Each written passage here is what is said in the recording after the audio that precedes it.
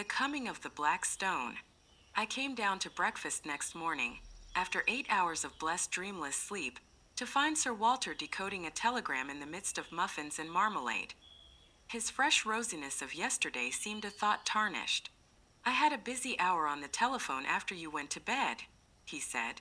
"I got my chief to speak to the First Lord and the Secretary for War, and they are bringing Royer over a day sooner. This wire clinches it. He will be in London at 5.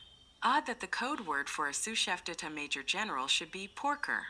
He directed me to the hot dishes and went on. "Not that I think it will do much good. If your friends were clever enough to find out the first arrangement, they are clever enough to discover the change. I would give my head to know where the leak is. We believe there were only 5 men in England who knew about Royer's visit, and you may be certain there were fewer in France, for they manage these things better there." While I ate, he continued to talk, making me to my surprise a present of his full confidence. "Can the dispositions not be changed?" I asked. "They could," he said, "but we want to avoid that if possible. They are the result of immense thought, and no alteration would be as good. Besides, on 1 or 2 points change is simply impossible. Still, something could be done, I suppose, if it were absolutely necessary. But you see the difficulty, Henne. Our enemies are not going to be such fools as to pick Royer's pocket or any childish game like that. They know that would mean a row and put us on our guard. Their aim is to get the details without any one of us knowing, so that Royer will go back to Paris in the belief that the whole business is still deadly secret. If they can't do that, they fail, for once we suspect, they know that the whole thing must be altered. Then we must stick by the Frenchman's side till he is home again," I said. "If they thought they could get the information in Paris, they would try there. It means that they have some deep scheme on foot in London which they reckon is going to win out. Royer dines with my chief and then comes to my house where 4 people will see him: Whitaker from the Admiralty, myself, Sir Arthur Drew, and General Winstanley. The First Lord is ill, and has gone to Sheringham. At my house he will get a certain document from Whitaker, and after that he will be motored to Portsmouth, where a destroyer will take him to Havre. His journey is too important for the ordinary boat train. He will never be left unattended for a moment till he is safe on French soil. The same with Whitaker till he meets Royer. That is the best we can do, and it's hard to see how there can be any miscarriage. But I don't mind admitting that I'm horribly nervous. This murder of Carolides will play the deuce in the chancelleries of Europe." After breakfast he asked me if I could drive a car. "Well, you'll be my chauffeur today and wear Hudson's rig. You're about his size. You have a hand in this business and we are taking no risks. There are desperate men against us, who will not respect the country retreat of an overworked official. When I first came to London I had bought a car and amused myself with running about the south of England, so I knew something of the geography. I took Sir Walter to town by the Bath Road and made good going. It was a soft, breathless June morning, with a promise of sultriness later, but it was delicious enough, swinging through the little towns with their freshly watered streets, and past the summer gardens of the Thames Valley. I landed Sir Walter at his house in Queen Anne's Gate punctually by 11:30. The butler was coming up by train with the luggage. The first thing he did was to take me round to Scotland Yard. There we saw a prim gentleman with a clean-shaven lawyer's face. "I've brought you the Portland Place murderer," was Sir Walter's introduction. The reply was a wry smile. "It would have been a welcome present, Bullivant. This, I presume, is Mr. Richard Hannay, who for some days greatly interested my department." "Mr. Hannay will interest it again. He has much to tell you, but not today. For certain grave reasons his tale must wait for 4 hours. Then I can promise you, you will be entertained and possibly edified. I want you to assure Mr. Hannay that he will suffer no further inconvenience." This assurance was promptly given. "You can take up your life where you left off," I was told. "Your flat, which probably you no longer wish to occupy, is waiting for you, and your man is still there. As you were never publicly accused, we considered that there was no need of a public exculpation. But on that, of course, you must please yourself. We may want your assistance later on, McGillivray," Sir Walter said as we left. Then he turned me loose. "Come and see me tomorrow, Hannay. I needn't tell you to keep deadly quiet. If I were you I would go to bed, for you must have considerable arrears of sleep to overtake. You had better lie low. For if one of your Blackstone friends saw you, there might be trouble. I felt curiously at a loose end. At first, it was very pleasant to be a free man, able to go where I wanted without fearing anything. I had only been a month under the ban of the law, and it was quite enough for me. I went to the Savoy and ordered very carefully a very good luncheon, and then smoked the best cigar the house could provide. But I was still feeling nervous. When I saw anybody look at me in the lounge, I grew shy and wondered if they were thinking about the murder. After that, I took a taxi and drove miles away up into North London. I walked back through fields and lines of villas and terraces and then slums and mean streets, and it took me pretty nearly 2 hours. All the while, my restlessness was growing worse. I felt that great things, tremendous things, were happening or about to happen, and I, who was the cogwheel of the whole business, was out of it. Royer would be landing at Dover. Sir Walter would be making plans with the few people in England who were in the secret, and somewhere in the darkness the Blackstone would be working. I felt the sense of danger and impending calamity, and I had the curious feeling too that I alone could avert it, alone could grapple with it. But I was out of the game now. How could it be otherwise? It was not likely that cabinet ministers and admiralty lords and generals would admit me to their councils. I actually began to wish that I could run up against one of my three enemies. That would lead to developments. I felt that I wanted enormously to have a vulgar scrap with those gentry, where I could hit out and flatten something. I was rapidly getting into a very bad temper. I didn't feel like going back to my flat. That had to be faced sometime, but as I still had sufficient money, I thought I would put it off till next morning and go to a hotel for the night. My irritation lasted through dinner, which I had at a restaurant in Jermyn Street. I was no longer hungry, and let several courses pass untasted. I drank the best part of a bottle of Burgundy, but it did nothing to cheer me.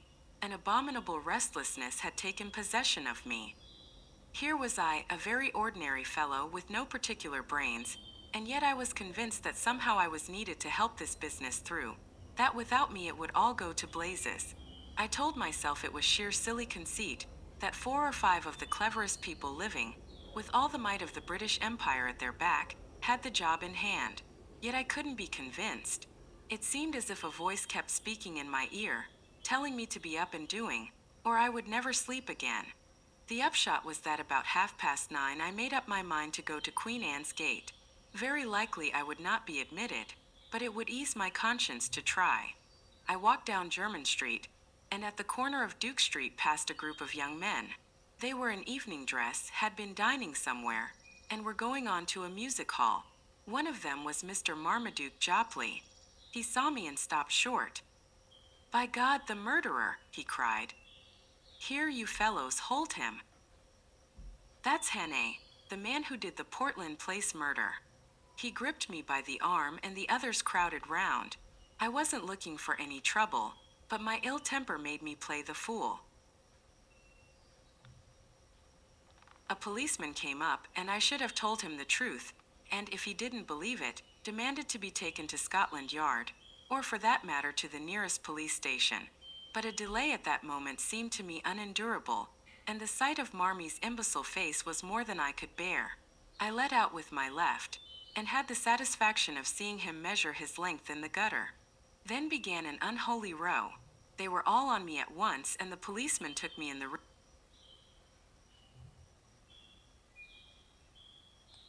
A black cloud of rage, I heard the officer of the law asking what was the matter, and Marmy, between his broken teeth, declaring that I was Hannay the murderer. "Oh, damn it all," I cried.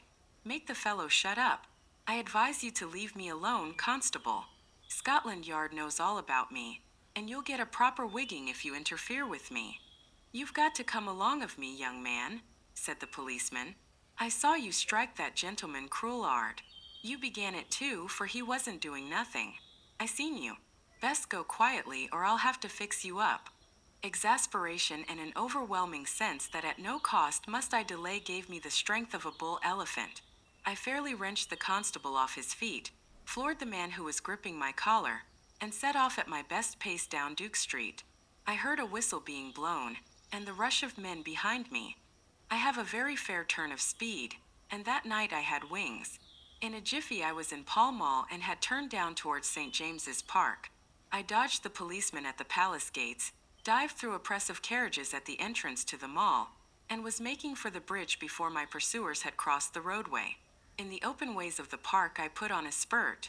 Happily, there were few people about and no one tried to stop me. I was staking all on getting to Queen Anne's Gate. When I entered that quiet thoroughfare, it seemed deserted. Sir Walter's house was in the narrow part, and outside it 3 or 4 motor cars were drawn up. I slackened speed some yards off and walked briskly up to the door. If the butler refused me admission, or if he even delayed to open the door, I was done. He didn't delay. I had scarcely rung before the door opened. "I must see Sir Walter," I panted. "My business is desperately important." That butler was a great man. Without moving a muscle, he held the door open, and then shut it behind me. "Sir Walter is engaged, sir, and I have orders to admit no one. Perhaps you will wait." The house was of the old-fashioned kind, with a wide hall and rooms on both sides of it. At the far end was an alcove with a telephone and a couple of chairs, and there the butler offered me a seat. "See here," I whispered. "There's trouble about and I'm in it. But Sir Walter knows and I'm working for him. If anyone comes and asks if I am here, tell him a lie." He nodded, and presently there was a noise of voices in the street, and a furious ringing at the bell. I never admired a man more than that butler. He opened the door, and with a face like a graven image waited to be questioned. Then he gave them it.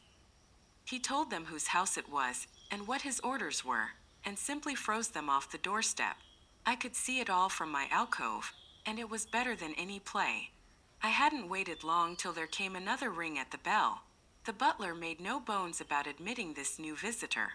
While he was taking off his coat, I saw who it was. You couldn't open a newspaper or a magazine without seeing that face.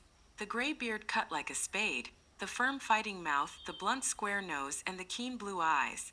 I recognized the first Sea Lord, the man, they say, that made the new British Navy. He passed my alcove and was ushered into a room at the back of the hall. As the door opened, I could hear the sound of low voices. It shut and I was left alone again. For 20 minutes I sat there, wondering what I was to do next.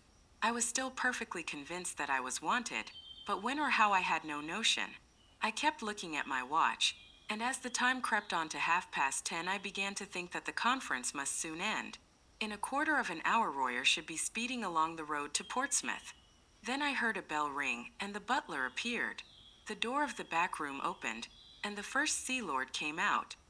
He walked past me, and in passing he glanced in my direction, and for a second we looked each other in the face. Only for a second, but it was enough to make my heart jump. I had never seen the great man before, and he had never seen me. But in that fraction of time something sprang into his eyes, and that something was recognition. You can't mistake it. It is a flicker, a spark of light, a minute shade of difference which means one thing and one thing only.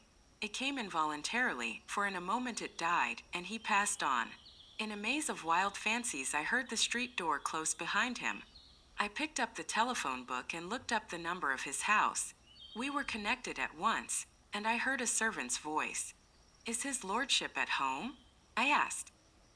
"His lordship returned half an hour ago," said the voice, "and has gone to bed. He is not very well tonight. Will you leave a message, sir?" I rang off and almost tumbled into a chair. My part in this business was not yet ended. It had been a close shave, but I had been in time. Not a moment could be lost, so I marched boldly to the door of that back room and entered without knocking. 5 surprised faces looked up from a round table. There was Sir Walter, and Drew the War Minister, whom I knew from his photographs.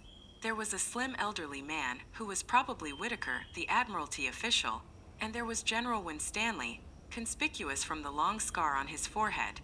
Lastly, there was a short stout man with an iron gray mustache and bushy eyebrows, who had been arrested in the middle of a sentence. Sir Walter's face showed surprise and annoyance. "This is Mr. Hannay, of whom I have spoken to you," he said apologetically to the company. "I'm afraid, Hannay, this visit is ill-timed." I was getting back my coolness. "That remains to be seen, sir," I said. "But I think it may be in the nick of time. For God's sake, gentlemen, tell me who went out a minute ago." "Lord Allo," Sir Walter said, reddening with anger. "It was not," I cried. "It was his living image, but it was not Lord Allo. It was someone who recognized me, someone I have seen in the last month. He had scarcely left the doorstep when I rang up Lord Allou's house and was told he had come in half an hour before and had gone to bed. Who? Someone stammered. The Black Stone, I cried, and I sat down in the chair so recently vacated and looked round at five badly scared gentlemen.